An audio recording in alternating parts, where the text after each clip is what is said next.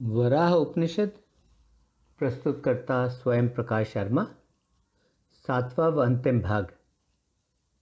यह उपनिषद का 7वां व अंतिम भाग है, जिसमें उपनिषद का 5वां अध्याय और उपनिषद दोनों संपन्न हो जाते हैं।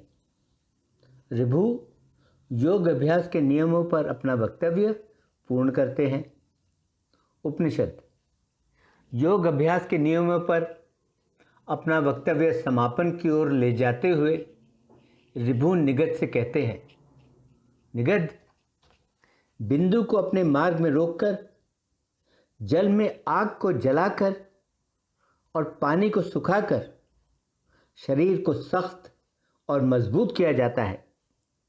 व्यक्ति अपनी गुदा और योनि को एक साथ सिकोड़कर उन्हें एक कर ले और यह करके व्यक्ति अपान को ऊपर खींचे और अपान को ऊपर खींचकर उसे वह समान के साथ मिला दे। व्यक्ति पहले अपनी आत्मा पर शिव के रूप में चिंतन करे और फिर उस पर अमृत से नहलाई हुई के रूप में चिंतन करे। नाभि चक्र की जो अरे हैं, व्यक्ति नाभि चक्र के प्रत्येक अर के मध्य भाग पर बल केंद्रित करना आरंभ करे। योगी को प्राण वायु और अपान वायु के मिलन द्वारा ऊपर जाना चाहिए। यह योग तो सबसे महत्वपूर्ण योग है और यह योग व्यक्ति के शरीर में सिद्धियों का जो मार्ग है, यह योग सिद्धियों के उस मार्ग को प्रकाशित कर देता है। जिस प्रकार पानी के ऊपर लगाए हुआ बंध बाढ़ के लिए अड़चन पैदा कर देता है, बाढ़ के लिए रुकावट पैदा कर देता है, ठीक उसी प्रकार योगियों को यह बात सदा जान लेनी चाहिए कि शरीर की जो छाया है, शरीर की वह छाया भी जीव के लिए अड़चन पैदा कर देती है, जीव के लिए रुकावट पैदा कर देती है। यह बंध तो सभी नाड़ियों के लिए कहा जाता है। बंध की कृपा से जो देवी शक्ति है, वह देवी शक्ति दृश्यमान हो जाती है, वह देवी शक्ति दिखाई देने लग जाती है। यह जो 4 फुट का बंध है, यह बंध तो तीनों मार्गों के लिए अवरोधक का काम करता है। यह एक नियंत्रक का काम करता है। यह बंध उस मार्ग को प्रकाशित कर देता है जिस मार्ग के द्वारा सिद्धों ने अपनी सिद्धियों को प्राप्त किया था। यदि प्राण के साथ उदान को भी जल्दी उठाया जाता है, तब यह बंध सभी नाड़ियों का नियंत्रण करके ऊपर चला जाता है। इसे संपुत योग या मूल बंध कहते हैं। इस योग का अभ्यास करने से तीनों बंधों पर महारत हासिल की जाती है।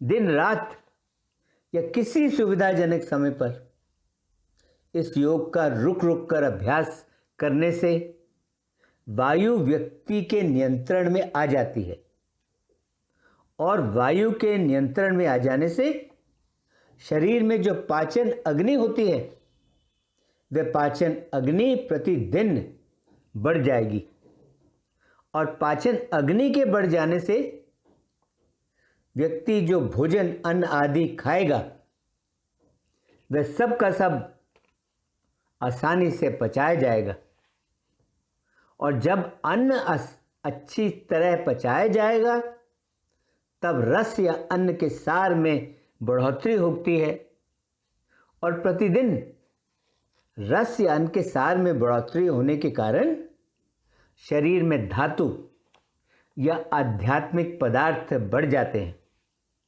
और शरीर में धातुओं या आध्यात्मिक पदार्थों के बढ़ जाने के कारण शरीर में बुद्धिमत्ता या ज्ञान बढ़ जाता है और तब व्यक्ति ने जो करोड़ों पूर्व जन्मों में पाप इकट्ठे किए होते हैं, उसके वे सभी पाप जल जाते हैं।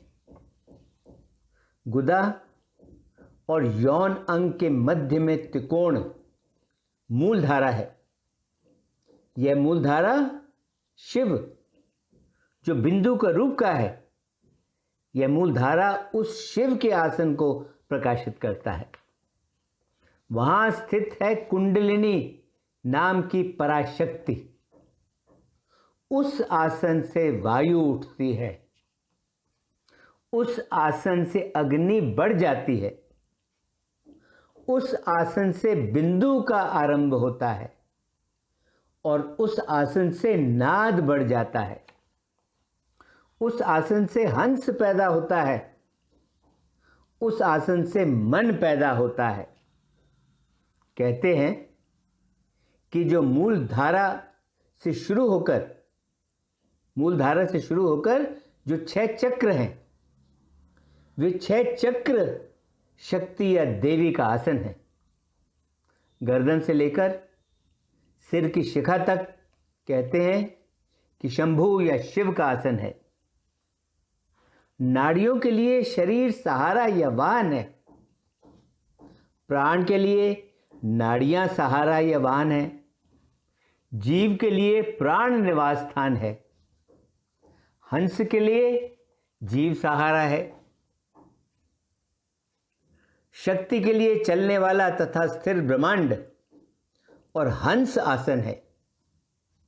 व्यक्ति को प्राणायाम का अभ्यास बिना व्याकुलता के और शांत मन के साथ करना चाहिए। जो व्यक्ति तीनों बंधों के अभ्यास में निपुण है, उसे भी चाहिए कि वह सच्चे हृदय से उस सिद्धांत को जाने और समझे जो सिद्धांत जानने और समझने योग्य है, और जो सिद्धांत सभी वस्तुओं और उन वस्तुओं की विशेषताओं का कारण है। व्यक्ति श्वास बाहर छोड़ने को और श्वास भीतर लेने को, व्यक्ति इन दोनों को रोककर इन्हें केवल श्वास के रोकने में ही विश्राम कराए। व्यक्ति को तो केवल ब्रह्म अकेले पर ही निर्भर रहना चाहिए। व्यक्ति को तो केवल ब्रह्म अकेले पर ही विश्वास करना चाहिए, जो ब्रह्म सभी दृश्यमानों का सबसे ऊंचा लक्ष्य है।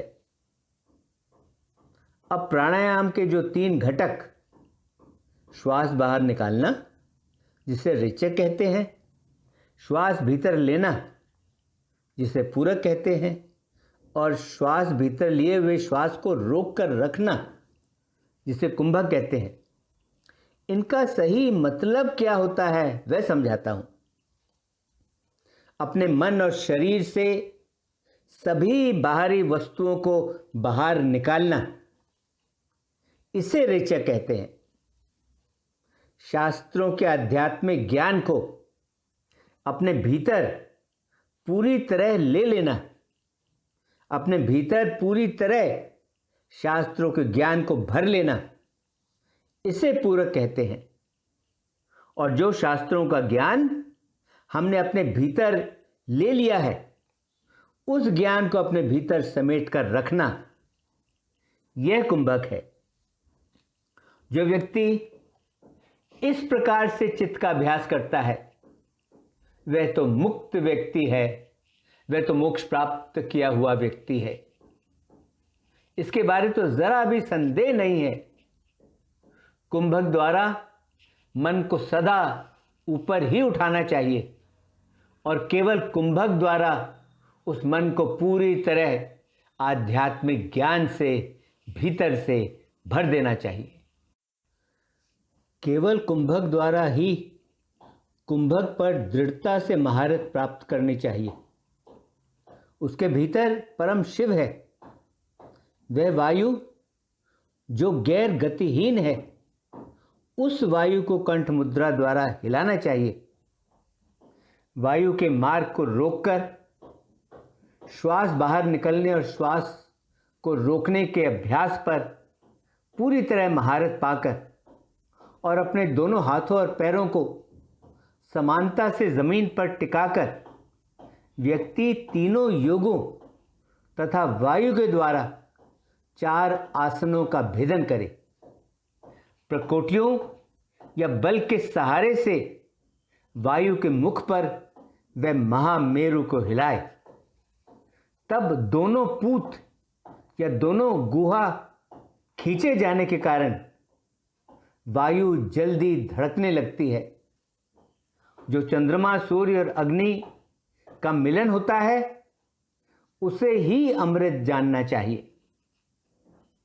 मेरु के हिलने से देवता जो मेरु के मध्य में रहते हैं वे देवता भी हिलने लगते हैं, चलने लगते हैं। सबसे पहले व्यक्ति की जो ब्रह्मा ग्रंथि होती है उस ब्रह्मा ग्रंथि में एक छेद या रास्ता उत्पन्न होता है।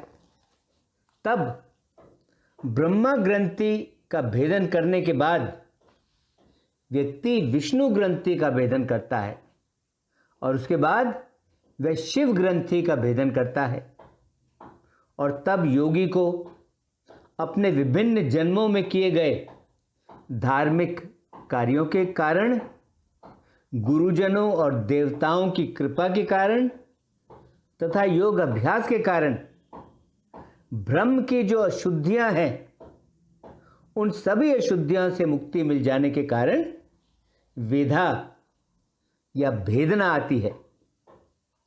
उस सुषुम्ना नाड़ी के मंडल में, जो सुषुम्ना नाड़ी ईड़ा और पिंगला नाड़ियों के मध्य स्थित है, उस सुषुम्ना नाड़ी के मंडल में मुद्रा बंध की विशेषता द्वारा वायु को ऊपर उठाना चाहिए। प्रणव ओम का जो लघु उच्चारण होता है वह लघु उच्चारण व्यक्ति को पापों से मुक्ति दिलाता है और प्रणव ओम का जो लंबा उच्चारण होता है वह लंबा उच्चारण व्यक्ति को मोक्ष प्रदान करता है। ऐसे ही प्रणव ओम का उच्चारण जो अपययन स्वर में किया जाता है, अपययन स्वर में किया जाता है या जो प्लूत स्वर में किया जाता है, वह भी व्यक्ति को मोक्ष प्रदान करता है। वह व्यक्ति वेदों का ज्ञाता होता है, वह व्यक्ति वेदों को जानने वाला होता है। जो व्यक्ति पहले बताए गए ओम के 3 प्रकार के उच्चारणों द्वारा ओम के अंत को जानता है, जो ओम वाणी की शक्ति से परे है, जो कभी भी न रुकने वाले तेल के प्रवाह के समान है या जो लंबी खींची हुई घंटी के आवाज की तरह है। लंबा स्वर ब्रह्मांड को जाता है, प्लूत स्वर द्वादश संत या 12वें केंद्र को जाता है। मंत्रों का उच्चारण मंत्र सिद्धि प्राप्त करने के लिए किया जाना चाहिए। यह जो प्रणव ओम है यह तो सभी बाधाओं, यह तो सभी अड़चनों को दूर करेगा, यह तो सभी पापों को दूर करेगा। इस प्रणव ओम की 4 भूमिकाएं या 4 अवस्थाएं होती हैं, जो है आरंभ अवस्था, घट अवस्था, परिचय अवस्था तथा निष्पत्ति अवस्था।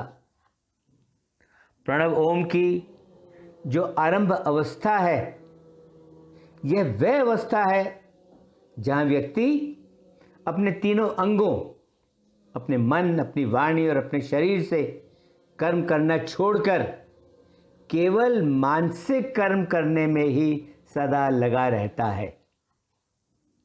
ज्ञानियों द्वारा बताया गया है कि प्रणव ओम की जो घट अवस्था है वह घट अवस्था तो वह अवस्था है जिस अवस्था में वायु ने पश्चिम ओर जबरदस्ती रास्ता बना लिया है तथा पूर्ण होकर वह दृढ़ता से वहाँ टिकी हुई है। प्रणव ओम की जो परिचय अवस्था है, यह परिचय अवस्था वह अवस्था है जिसमें वायु आकाश में दृढ़ता से टिकी हुई है, जहाँ वह ना तो जीव से संबंधित है और ना ही वह जीव से संबंधित नहीं है। जबकि शरीर अचल अडिग है। कहा जाता है कि प्रणव ओम की जो निष्पत्ति की अवस्था है, निष्पत्ति की वह अवस्था वह अवस्था है जिस अवस्था में सृजन और विघटन या नाश करने का काम आत्मा द्वारा किया जाता है, या यह वो अवस्था है जिस अवस्था में योगी जीवन मुक्त बनकर बिना प्रयास के योग करता है। जो कोई भी इस वराह उपनिषद का पाठ करेगा, जो कोई भी इस वराह उपनिषद को सुनाएगा, वह तो अग्नि जैसा स्वच्छ निष्कलंक बन जाएगा, वह तो वायु जैसा शुद्ध बन जाएगा, वह तो शराब पीने के पाप से मुक्त हो जाएगा, वह तो सोना चुराने के पापों से मुक्त हो जाएगा, वह तो जीवन मुक्त बन जाएगा। यही बात ऋग्वेद में कही गई है। जिस प्रकार वह आँख जो आकाश को व्याप्त करती है और जो बिना प्रयास के ऊपर से सब कुछ को देखती है, जिस प्रकार वह आँख देखती है, ठीक उसी प्रकार जो बुद्धिमान व्यक्ति होता है, वह बुद्धिमान व्यक्ति भी विष्णु के परम धाम को हमेशा देखता है।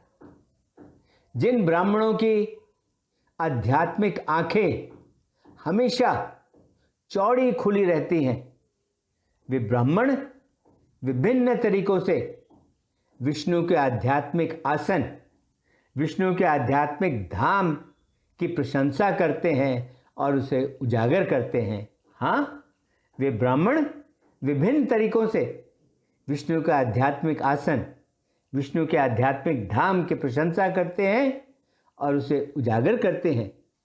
यही है उपनिषद। हाँ, यही है उपनिषद। इसके साथ ही वराह उपनिषद का 5वां अध्याय संपन्न हुआ और वराह उपनिषद संपन्न हुआ। ओम शांति शांति शांति। ओम।